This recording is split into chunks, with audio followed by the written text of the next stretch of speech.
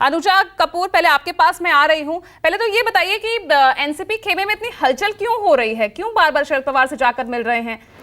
क्या दिक्कत हो गई है? क्या उनके मन माफिक चीजें हो नहीं रही आपकी तरफ आकर? तो क्यों वो बैठक करें शरद पवार से, क्यों जाकर वो मिल रहे हैं, क्या वजह है इसकी? मुझे लगता है कि पूजा जी की रिपोर्ट, जो आपके रिपोर्टर, उन्होंने बहुत अच्छी तरह से समझा दिया कि हम लोगों के बीच में ना कोई मनमुटाव है नहीं। और क्योंकि यही एक बहुत बड़ी चीजें हैं कि घर वापसी बहुत लोगों ने, बहुत लीडर्स ने करी है। चिराग पासवान जी हैं, आप जानते हैं, मांझी जी हैं, राजभर जी हैं, वापसी आए हैं अपने आप। हम लोगों ने किसी को जाके कुछ बोलने की जरूरत नहीं है। ये एक आइडियोलॉजिकल पार्टी है, जो एनडीए है वो आइडियोलॉजिकल पार्टी है, और आज उसका 25 साल मैं कहूंगी कि जन्मदिन है आज। वो है सावरकर जी, दीनदयाल उपाध्याय जी और श्यामा प्रसाद मुखर्जी की पार्टी, अटल बिहारी वाजपेयी की पार्टी तब से एक ही आइडियोलॉजी पे चल रही है। मुझे नहीं लगता कि हमें किसी को समझाने की और कहीं पर तोड़ डालने की या बांटने की जरूरत है।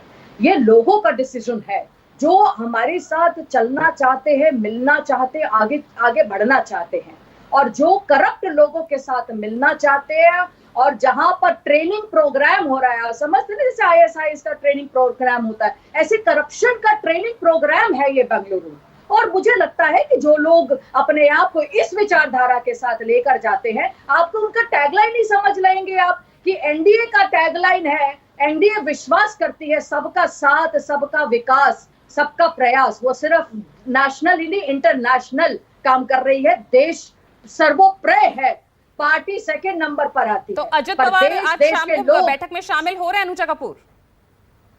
जी, मुझे कैसे पता होगा? शरद पवार जी से आप अपने रिपोर्टर को जाके बात करवाइए। मुझे लगता है कि वो आपको अच्छी तरह से बता सकते हैं कि वो आ रहे हैं कि नहीं आ रहे। देखिए, हम किसी से आप फिर समझे नहीं मेरा व्यक्तित्व, मैं क्या कहना चाह रही हूँ। हम किसी के ऊपर जोर जबरदस्ती नहीं कर सकते। ये हमारी पार्टी है, ये हमारी एक छोटी सी फैमिली है जो वर्ल्ड लार्जेस्ट पार्टी के नाम से जाना चाहती है। अगर 38 पार्टीज हमारे साथ जुड़ रही हैं, तो मुझे इसमें एक फ्लोर टेस्ट कराने की जरूरत नहीं है। ये इन लोगों को देखना, ऑपोजिशन पार्टी जो कभी एक दूसरे के साथ बैठ नहीं सकते। और आपको मालूम पता चल जाएगा, जैसे कि अभी बता ही रहे थे आपके रिपोर्टर के, असेंबली का इलेक्शन आने वाले नवंबर में, कि कितनी बड़ी इन लोगों की साठगांठ। और 1 मिनट और लूंगी बस, क्योंकि आपने ये भी देखा कि सीताराम येचुरी जो है, उन्होंने कह दिया कि मैं टीएमसी के साथ आगे किसी भी तरीके से अलायंस नहीं करने वाला हूँ। सीपीआईएम है, वो ये कहते हैं कि हम भाजपा और टीएमसी के अगेंस्ट लड़ाई करेंगे। अब आप देखिए कि ऑपोजिशन की पार्टी जैसे खुद कह रहे हैं कि उनके कई तो ऐसे रिप्रेजेंटेटिव्स है भी नहीं। अठालवे क्या कह रहे हैं, बहुत इंटरेस्टिंग है सुनने की बात ही। वो कहते हैं कि मैं ऑपोजिशन को ये अनाउंस कर दूं कि एक नाम मत दीजिएगा प्राइम मिनिस्टर का, एक नाम मत दीजिएगा, आई डेयर यू। क्योंकि उन्होंने कहा है और ये मानते हैं कि मोदी को हराना is not a child's play. और उन्होंने ये भी कहा है कि मोदी ने देश के लिए काम किया है।